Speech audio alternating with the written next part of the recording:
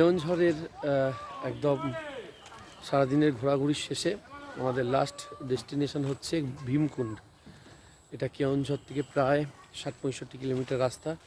দুদিক দিয়ে আসা যায়। একদিক দিয়ে আমরা এলাম প্রায় ৫৫ কিলোমিটার, আর একদিক দিয়ে ৬০-৬৫ কিলোমিটার। একটু ভালোই সময় লাগলো, কারণ ভেতরের একটা হাই রোড থেকে ১৭ কিলোমিটার রাস্তা, সেটা পুরো মানে খুব একটা ভালো না রাস্তাটা আর কি। তো এই আমরা ভীমকুণ্ডে ঢুকে পড়েছি। সামনে একটা পাড়ি দিই সবাইকে। এই যে ভীমকুণ্ডে ঢুকেছি আমরা।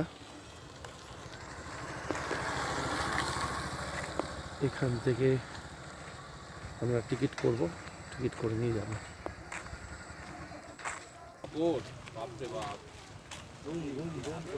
শীতকালে এখানে বেশি সিজন হয়, শীতকালে ভিড়টা বেশি হয়, কারণ বর্ষার সময় দেখা যাক ভিতরটা কেমন।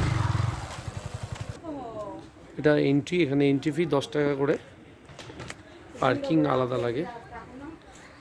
এন্ট্রি ফি 10 টাকা। ওই সামনে একটা ওয়াচ টাওয়ার আছে ভীমকুণ্ডের, ওখান থেকে এই নদীটা খুব সুন্দর লাগে আর কি।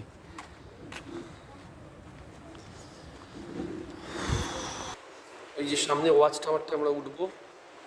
বাহ, সুন্দর, খুব ভালো জায়গা।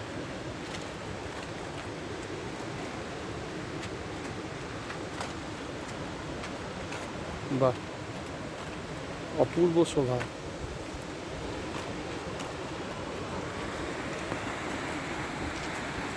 এই যে বর্ষায় চারিদিক থেকে জল এসে, এটা অ্যাকচুয়ালি নদীর উৎসস্থল বলা যায় আর কি। ওখানটা দেখাই, ওই ওয়াচ টাওয়ারে গেলে আরো সুন্দর দেখতে পাবো। একদম ওয়াচ টাওয়ারের ওপরে উঠে এলাম। ওখান থেকে আবার দেখিয়ে দিই কীরকম নদীর উৎসস্থলটা হয়।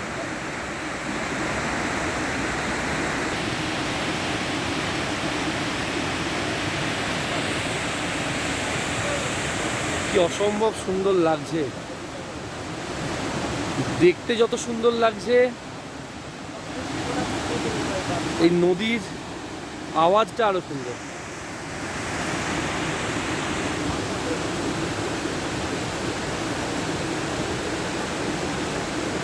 বিভিন্ন দিক থেকে নদীগুলো আসছে, বিভিন্ন দিক থেকে ধারাগুলো আসছে, সে একটা নদীতে বয়ে যাচ্ছে।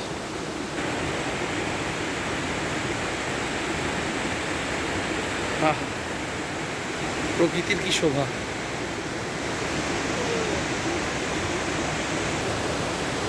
অপূর্ব একটা পরিবেশের মধ্যে রয়েছি। অনেকটা দূরে, বাড়ি ফিরতে হবে, তাই চিন্তা করছিলাম এখানে আসবো কিনা, না এলে সত্যি অনেকটা মিস হয়ে যেত। দেখিয়ে দিই।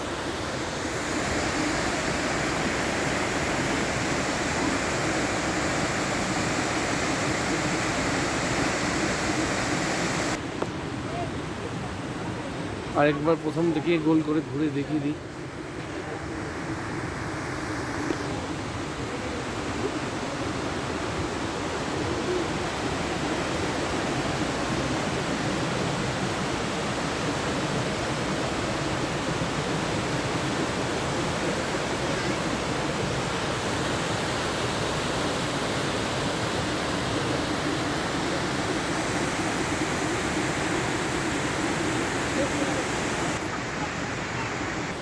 সুতরাং যারা আসেননি একবার ঘুরে দেখে যাবেন।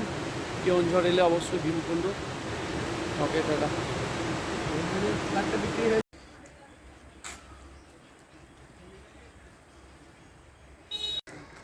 আইলে দেখাইবো, আইলে নাই মা।